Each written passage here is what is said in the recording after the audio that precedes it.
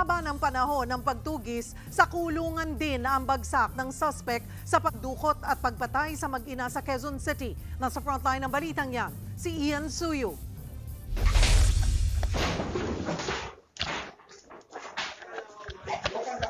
Anong gagalaw? Hindi na nakaporma ang lalaking ito nang salakayin ng mga tauhan ng NBI Organized and Transnational Crime Division at Homicide Unit ang bahay niya sa Santa Rosa, Nueva Ecija. Pinuhuli ka namin dahil may warrant of arrest ka na. Itinuturing ang lalaki na primary suspect sa pagdukot at pagpatay sa mag-inang Ortega sa Quezon City.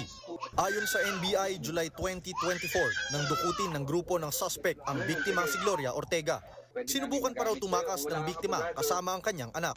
Pero pinagbabaril ng mga suspect ang sasakyan nila kaya napatay ang anak ng biktima.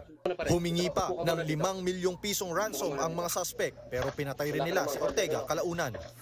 Na-recover ang kalansay ng biktima sa Talahiban sa Barangay Santa Cruz, Sabay, Laguna. Lumalabas na 5 sila dun sa nag-conduct nung abduction ng mga Ortega ay pagpatay din dun sa anak. Ang suspect todo tanggi sa krimen. Wala po kung alam dyan, ma'am. Wala po talaga. Una nang nahuli ang 3 kasamahan ng suspect noong nakaraang taon.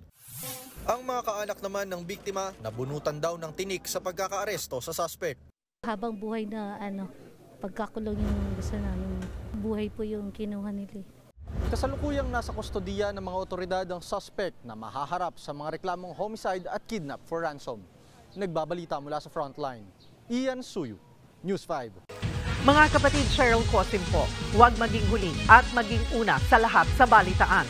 Para sa tuloy-tuloy na talakayan sa frontline, mag-follow at mag-subscribe sa social media pages ng News 5.